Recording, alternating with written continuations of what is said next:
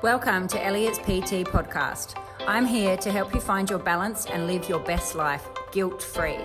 I don't believe there is a one-size-fits-all approach for health and fitness. We're all different and we need to find out what works for us. I'm passionate about helping people make realistic, long-term lifestyle changes that they will stick to and they will take with them forever. I don't believe in crazy diets or short-term fixes. We all need to live and find a perfect balance in diet and exercise that suits our individual needs. I want to help you find your exercise mojo, feel great and achieve wonderful things. Here is Elliott's PT podcast by Renae Elliott.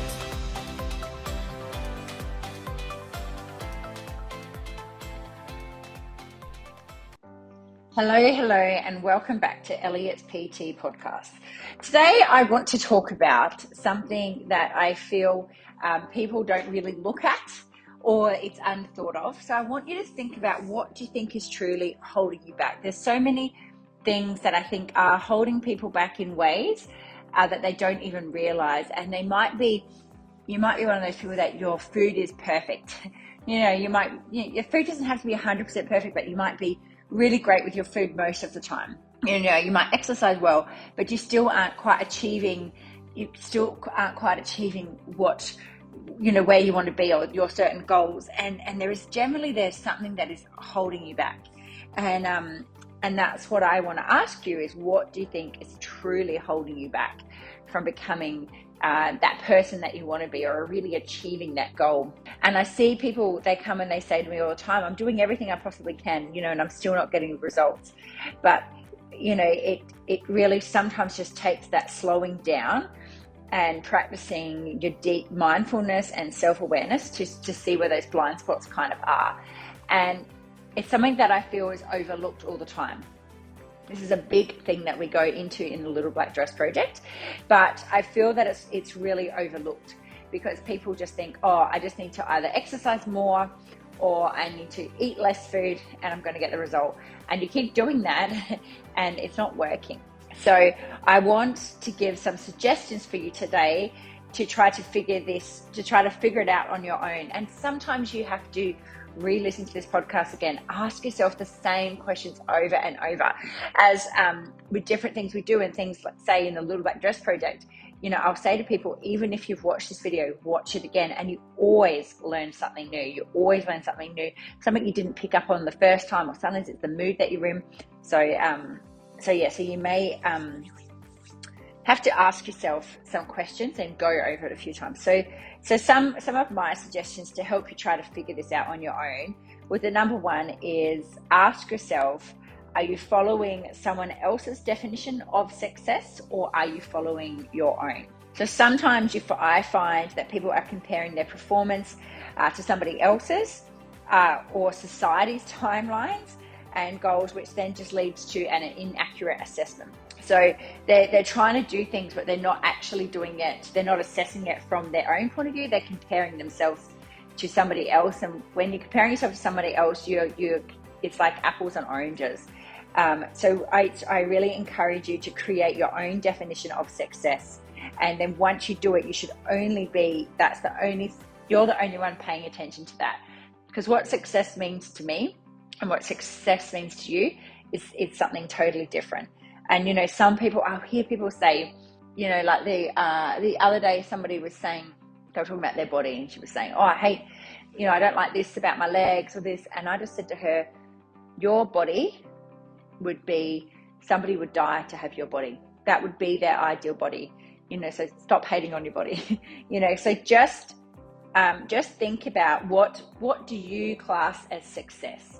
What is successful to you, and really choose your own lane and stay in it. Don't worry what anyone else does. It's only about you, and choose what is success, what's your definition of success, and then follow that path. My number two suggestion is working out, do your behaviors and your goals align with who you really want to be? So this is really big, and I think it's overlooked. And I didn't really think about this stuff for a long time about myself. But, it's working out who you truly are, and what are your values, and what are those core beliefs that you have, and what really does work for you. And really understanding those things and knowing those things is essential to be successful and really optimizing your performance. So when we understand, what's going when we understand what's going on in our mind, why we think a certain way, or what those beliefs and values are, then you can make sure that everything is aligning together. When everything's aligned, it flows. If you're doing something for someone else, if you're doing something on a different set of values that you have because you think you have to do it, it's not going to work, and you're not going to be able to follow it through. We can tend to become a bit of a victim for wiring what we receive from our parents and family, so how we've been brought up. Again, it's no one's fault. Your parents or whoever brought you up, they bring you up the best way that they know how, giving you their values, and sometimes that may change. That may change as you get older, and your values may have changed a little bit, or maybe you've still got some old thoughts from when you were little, or from parents, or ways your parents said you had to act. It doesn't make it right or wrong. It's just understanding where these come from. And sometimes that their beliefs and rules are actually driving your decision, and they shouldn't be, because you'll end up in acting in a way that isn't really aligned with the person that you want to be. So you want to start to become aware of your unconscious behaviors in order to start to achieving your goals.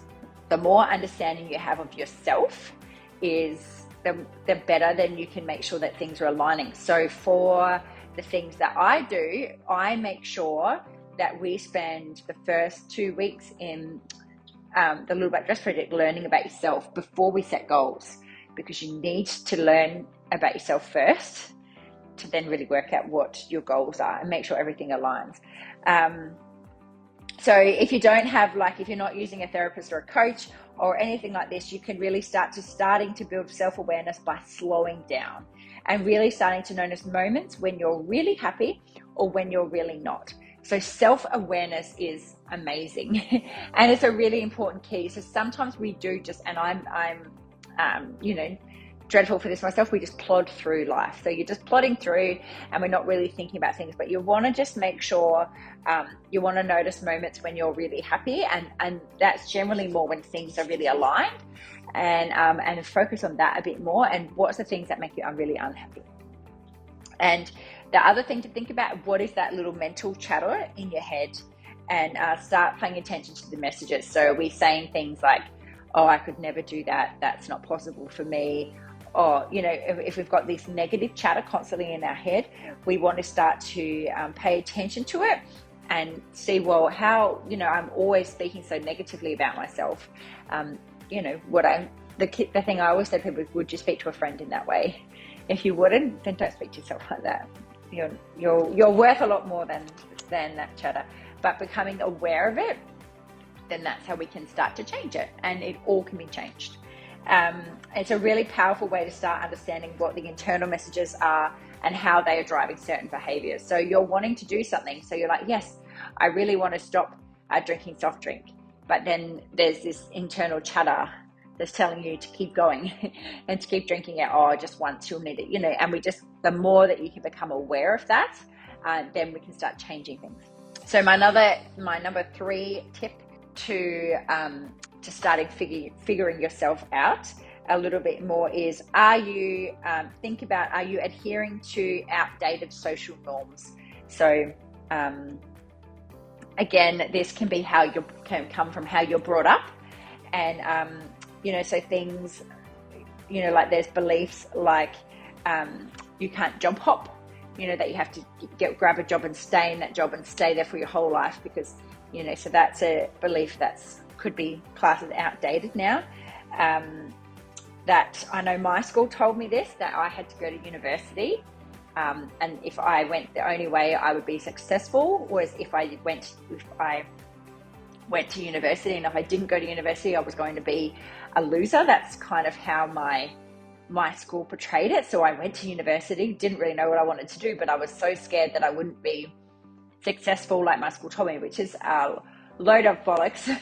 So it's but that is an outdated social norm, and obviously then if we're thinking about it job wise, you've got things like benefits and pay are more important than how a job makes you feel.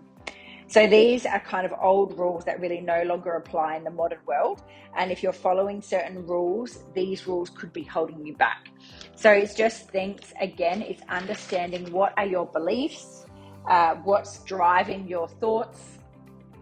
Does a belief system come from, and when you really start to think and try to become more in tune with your thoughts, it's like, I didn't, when I first did, I was like, I didn't even realize I thought that way, but I was acting that way because these beliefs are so ingrained in me.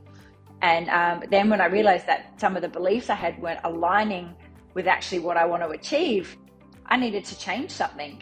And that's good. It's just so great to get that understanding. So my number 4th tip is I want you to really think about, are you connected to your truth? So lots of people, they haven't really been taught how important our instincts are for decisions and career planning. And they feel that they aren't essential, and they feel that they're not really essential and they're not unique to each individual. But you've got to remember that you are in the driver's seat, and your true feelings and your true needs and your wants should be steering the car. So that's what again, is coming back to understanding what your beliefs are and why you think a certain way, and checking, does all that align? So, why do you go for certain roles in a job, or why do you stay in a job if you really don't like it? Or, if you say you want to be an artist, but your parents told you had to go to university and become a doctor, but you actually you feel your true calling is the artist. It's really thinking about where do things align, and understanding what is true to you, and following your instincts. Sometimes we stay in positions, or we stay doing things that don't really align, and we don't pay attention to what your instincts are telling you. I'm a big person that goes by my gut. So I go by my gut for a lot of things, and it's generally pretty good. And sometimes I don't know why. Sometimes things just feel right and I'm not quite sure, and other times things just feel wrong, but I'm quite in tune with that, and I do pay attention. My number 5th tip is thinking about going a bit into the work, but I think your job plays a big factor into how we're feeling. We spend a lot of time at our work. So sometimes, are you someone that just ends up with a job that's just not a good fit for you, and you're finding positions and places to work that you enjoy and thrive in? Is kind of knowing where your zone of genius is.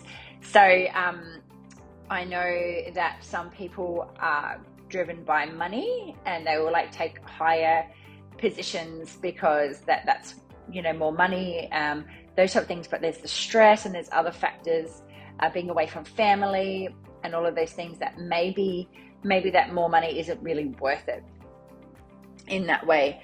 And understanding where the position or the place where you're going to thrive in is going to kind of be made up of your purpose, which will impact it will impact you in how you function in the world. So you want to be kind of doing something that's your purpose. So something that really lights you up. So my job, I love it. I love it. I love every aspect. I don't feel like I'm working. I'm so passionate about it, those type of things. But when I was doing other work, when I was doing other jobs, it wasn't really aligned. It wasn't really aligned with what I truly wanted. So now, being in different positions, I now understand, I understand what aligns with what I feel my purpose is and what I really want to achieve. And the job that I'm in now is definitely that, where, I had lots of different jobs when I was overseas, and different things. I've had lots of different roles, and, a lot of them didn't align with where I wanted to be, but it's all learning lessons. But I also knew that they weren't mine. I knew they were the job that I needed at the time, while I was struggling. So it's just making sure that you want to be in something that you're going to thrive in, because stress if you're in a job you hate, and I've been in jobs that I didn't like, it's horrible every day going to that workplace. And that stress is holding you back. That stress I always call stress a silent killer. That stress, that is making you unhappy, and it's holding you back in more. Now, I'm not saying go and leave your job tomorrow, but having that understanding. I was just talking to somebody yesterday, and they were talking about their job, and I was saying, to have an understanding, it's either like a purpose, and understand that the job's there for this purpose. It might not be the perfect job, but you need this to get to a certain point and to enjoy, just that's why you're there, and know that there's more for you, or obviously if you're really unhappy, to leave. So you want to think about, when you find a job that really fulfills everything, and it's really magic, and like I said, I have been in a few roles, and I have found a job that really does fulfill me, and I feel it brings me so much joy, and I'm so passionate about it. And compared to when I was in a job that I hated, and every day I was, it wasn't nice. So that's why you really need to think about is all of those things aligning again with who you really want to be, what you want to do, or what your purpose is. I feel that we all have a purpose here, and you feel when you're aligned and it feels good, and you feel like you are living to your purpose. Like your purpose can be many things, but it's helping people, or to bring some information to people, or something, whatever your purpose is, bring your kids up, whatever your purpose could be. You just want to make sure that everything like that is aligning. When this stuff is all out of whack, when your life is kind of out of balance, then if you have a weight loss goal, or you have a health goal, a wellness goal, sometimes it's not going to work. My number 6 tip is, have you ever followed advice that sounded good? It sounded good, but it felt wrong to you. So no matter how much you might love the other person, at the end of the day, that their advice is simply what worked for them. So lots of people are great at giving advice, and we all know that if you have kids, the amount of people that give their advice, and but or I hear people if it's weight loss advice, well, I only ate this, and you could do this too, and you'll lose weight, but it doesn't work like that. And so you have to just really think about where the advice is coming from. Is there a do they have like a year or so ago, somebody messaged me and they said, it was have you heard of, it was a multi-level marketing thing. They said, have you heard of this? And I said yes, and she said, what do you think of it? And she said that her friend was telling her how much weight she'd lost being honest, and that she should do it, blah blah blah. And she's like, what do you think? And to be honest, I don't like any of those things. I don't think they work. I don't think they work long term. I really feel everything has to be sustainable. But I was saying to this lady, well, she might be your friend, but is she a consultant? And she said yes. And I was like, well, she's got a different drive under there, because obviously she's a consultant, so she will get an incentive for signing you up. So that's what her drive is. So if it doesn't align with you, don't do it. And if it feels wrong, it obviously did feel wrong to this girl, because she messaged me to check what I thought. And and that's what I was just saying, this person's, their drive is not about your health. It's more about that they are a consultant and they would like to make another sale.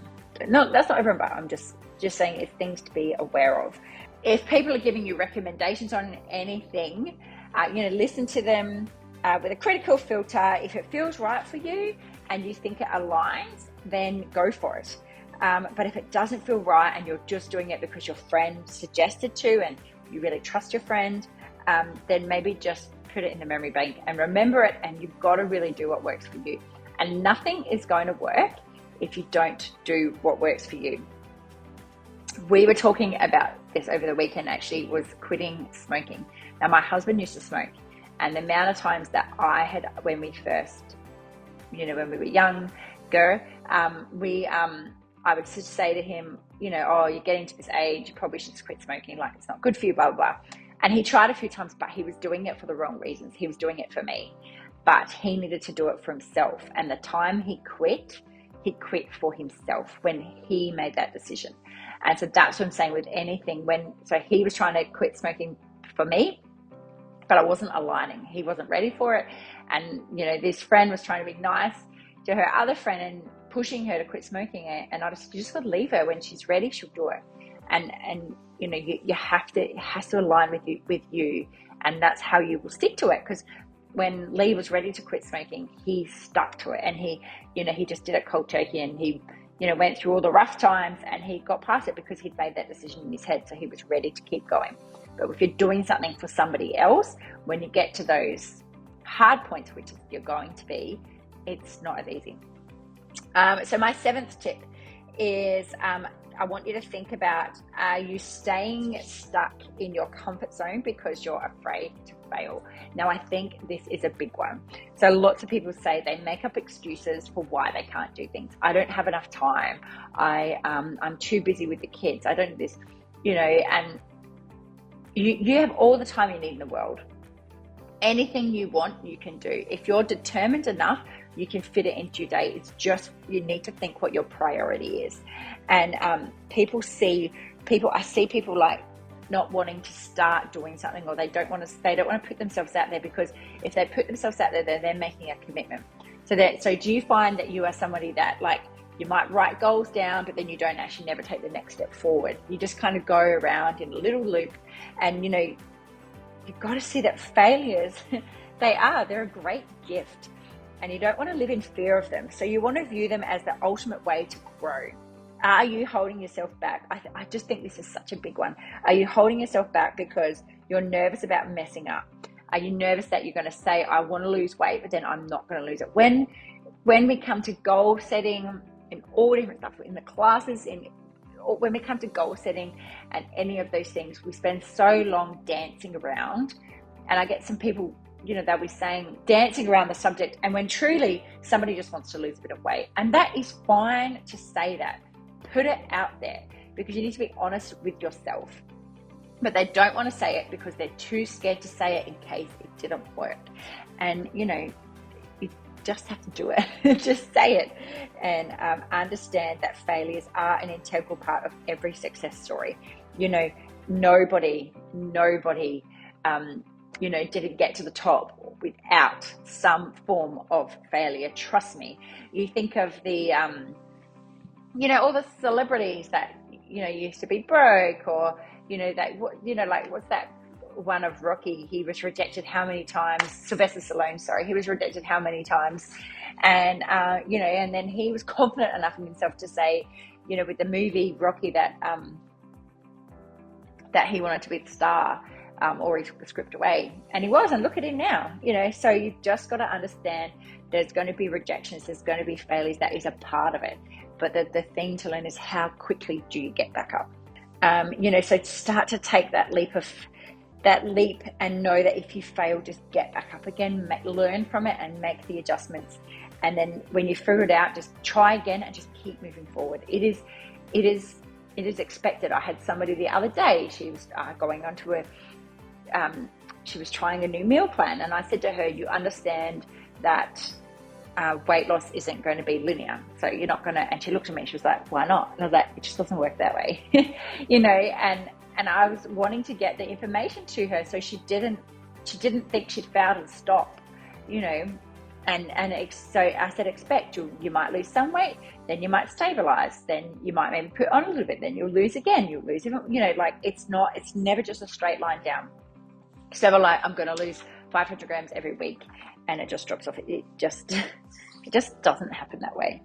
And my last tip is, I want you to think, are you lacking confidence in yourself? The one thing I try to teach everybody and instill in everybody is, we really need to believe in ourselves, and you need to have that belief. No matter what happens or what other people think about you, this is a non-negotiable. You have to believe in yourself. If you're struggling with your own confidence and you can't seem to build on it, there's lots of different things that you could try to start building confidence. I used to lack confidence. Traveling worked for me. Traveling on my own.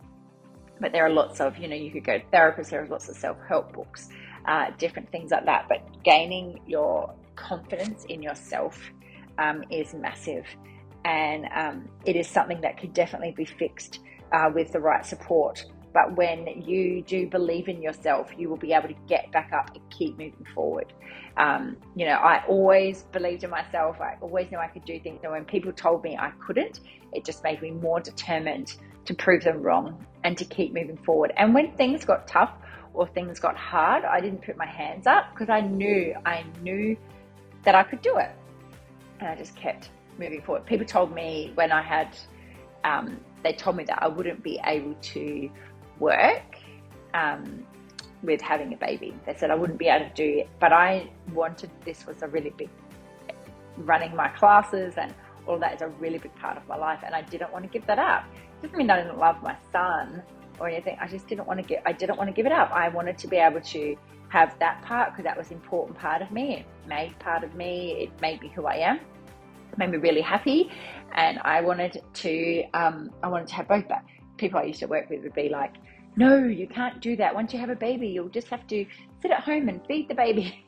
And so I proved them all wrong. And having that belief in yourself is when you are confident enough in your decisions that no matter what anybody else says, you just keep moving forward.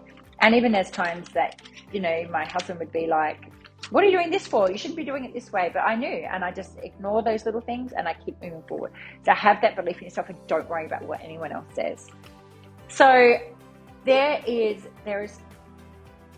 are so many different elements to all those little steps or suggestions to figure out, are you doing any of them in working out what's truly holding you back?